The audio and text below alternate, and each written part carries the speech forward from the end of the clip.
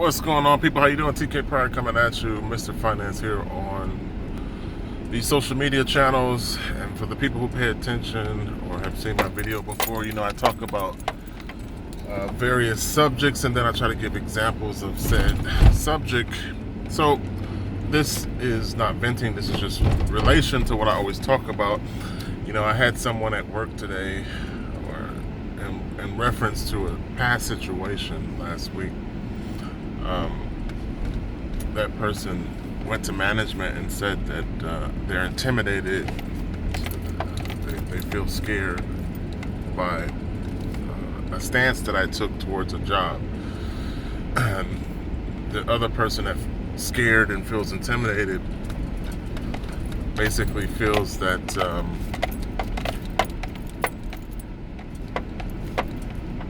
my department was responsible for the job, and I expressed to him in an aggressive manner that based on the troubleshooting and the work that I've done up to this point, that his department needs to take responsibility. And we kind of went back and forth in the volley where I proved that his department was responsible for the failure of that job site. And once I proved it, I walked away and left. So today it's reported by my manager that he felt intimidated and scared. And it brings to the example in the conversation, because I've said this before, that, you know, I think a lot of men are weak, effeminate, and don't have a backbone. You know, very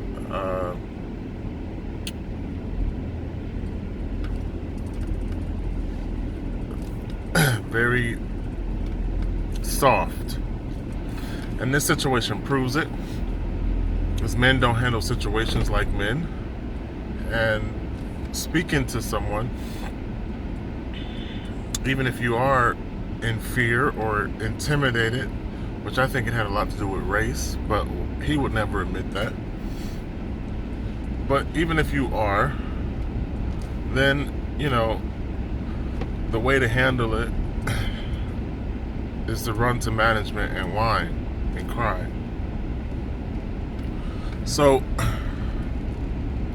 my intent was to take a stance on the due diligence that I put into the job, and to simply say that everything that we've done up to this point has led up to it not being an issue with the areas and responsibilities that fall underneath my department. And I felt that he was just being dismissive and lazy by pointing the finger at my department, and it also was negating the work that I know I put into it before I called for his assistance. So the fact that I took a hard stance intimidated him, and then he went crying.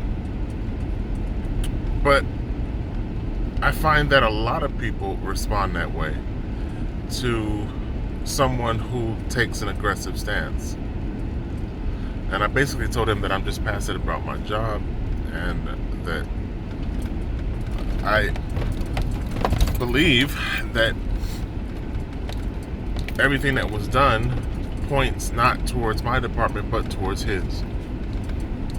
Turns out, like I said, I was right, and then my department walked away from that job site. So it's just an example to say that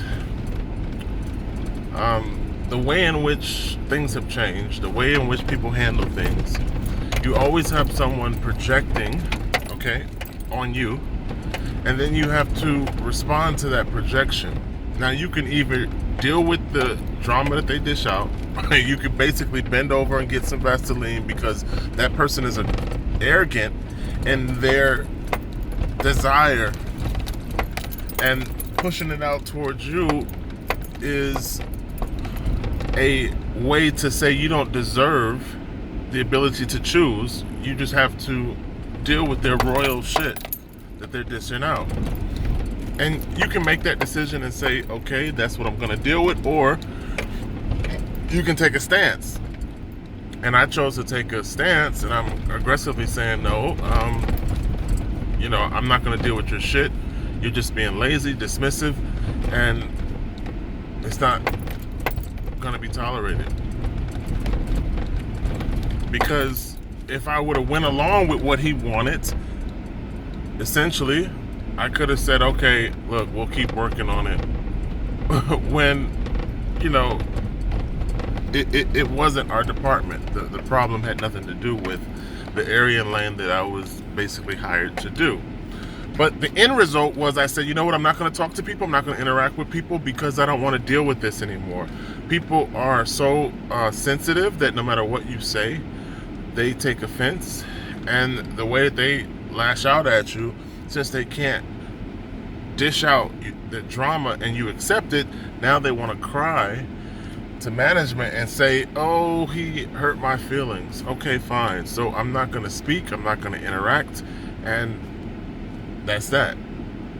But the other point that I want to bring up in that resolution, and the fact that people are so weak nowadays and easily offended and intimidated, the other point that I want to bring up is the power of words in the vibration that's emitted through sound, and then the power that comes from that vibration in terms of how it hits you.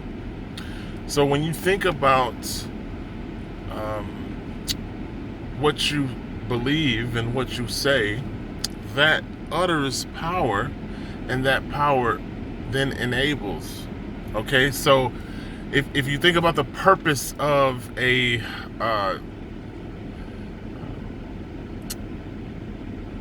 what is it when you say something to yourself?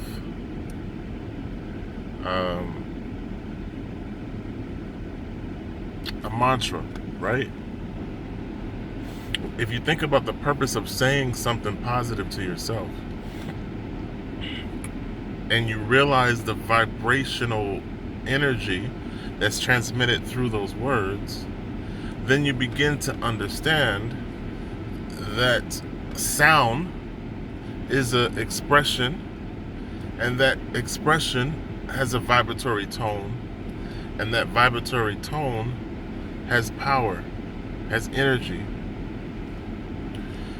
and that then creates, because those tones will generate a response as a cause and effect. So I just want to bring that up in summarization of this video, and hopefully point out through example that words have power to utter what you want to create because of the power that comes from what you say. And then in terms of how things have changed and how people have changed, just understand in dealing with people, your decision-making process in terms of what you accept, what you don't accept, and just how much power you allow someone to have over you in terms of how they interact, or how you choose to let them interact, because all of it has further reaching outcomes in terms of what you will receive and the further outcomes of your life. If I would have let him just run over me, you know what I'm saying, I could have been like, okay, that adds more time to the job, when I know that our department is not responsible for the problem, it's his department, right? Or I could have took a stance as I did, but then it leads to an HR situation where he reports me as being intimidating. So I'm using it as an example just to say, understand the power of words, and then decide how you want to accept or not accept drama from other people.